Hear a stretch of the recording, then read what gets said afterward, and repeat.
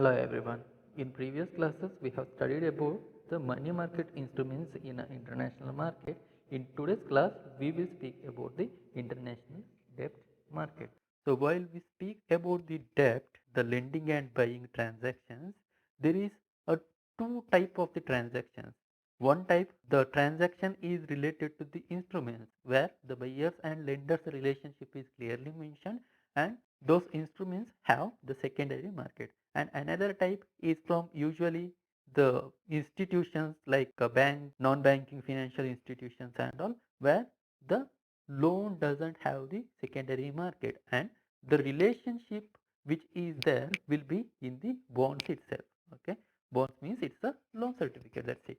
The global debt market is classified into two markets. One, international credit markets, is the market of the bank loan and liabilities. So this is what I said, where there is no secondary market. Okay, so some of the instruments like the bills of exchanges, those all things you can sell it in the money market, that's a different aspect. But for the bank loan which you are taking, for that there is no secondary market. Remember, international credit market has only a primary market, no secondary market. Second one is international market of the debt securities like bonds, notes, commercial papers, etc. Okay, so bonds, obviously primary market is there, secondary market is there. Notes, only primary market counts here and secondary market will be under the money market. Even the commercial papers also. Okay, so international market of the debt securities on which the financial instrument certifying debt relationship between a creditor and the borrower. Okay, lender and borrower's relationship is clearly mentioned. Okay, so here is a clear difference between the credit market and international bond market. Fine. International credit market separately we are going to study, international bond market separately we are going to study. Under international credit market we are going to study about the market of the bank loan and liabilities, whereas under international bond market we are going to study about the bonds, notes, commercial papers, etc. Okay, so the credit market and the bond market. So each of the market includes the euro markets as a part of the international market of loan capital.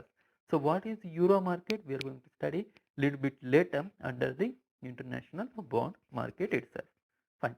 We speak about international credit market now. The entities of the international credit market are commercial banks, corporations, financial intermediaries, non-banking financial institutions, central banks and other public bodies, governments, regional international banks of the development and international financial institutions, okay, or institutes. So even insurance companies and the pension funds comes under this. Okay, however, in most of the cases crediting is carried out by the international banks. So here the lending and the borrowing, there is a middleman called international bank. In most of the cases through them these transactions will be carried out. So here is the size of the international credit market. So this data is of 2002. Credit market 9446 billion of the US dollars. Bond market is 31,000 billion of US dollars, and stock market is 3,500 billion of US dollars. Okay. So general situations we can check. Developed countries has the 77%. Offshore countries is just a 13%, and developing countries, okay, developing countries having just a 9%. Fine. So this is about the data of the international credit market. International credit market is the second financing alternative after the bonds. Okay, this is the second financing alternative as we can see in this particular data. Okay, credit market has just 9446 billion US dollar, whereas the bond market has 31,000 billion US dollars. So this is the second financing alternative after the bonds. Last year's credit expansion was higher than the bonds. Okay, so this is the data of 2000. Okay, 2001, 2000. So in the year of 2000, 2001, the credit expansion was higher than the bonds. Okay, so the credit is increased than the issue of the bonds. Fine. The developed countries have a net dominant position on the international credit market. We can check in this particular table itself. Developed countries are the dominant in this particular in developing countries, the total credit tends to decrease. In this table also we can check the developing countries' total credit is decreasing. Private sector becomes more important on the international credit market. So private sector becomes more important. Short-term credits are the dominant instead of the long-term. So while we're speaking about the credit, we can classify it into the long-term and the short-term. So short-term credits are dominant instead of the long-term in the international credit market. So here is the international credit market final conclusion. So why exporters and the importers are using the international credit market? Export pre-financing. So before export they need a finance. That's why they use the credit market. Discounting the bank's drafts. So they can discount the bank's drafts so that they can use the credit market. So while you are taking the loans from the banks, you will get the banker's draft. So that one we can sell in the secondary market, I mean in the money market.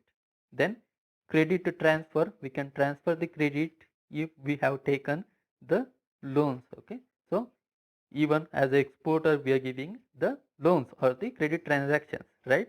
So if we are taken the credit or if we are taken the loans, we can transfer that loans for our creditors. Importers or exporters, bankers acceptance, the same like banks draft. Okay, and syndicated loans.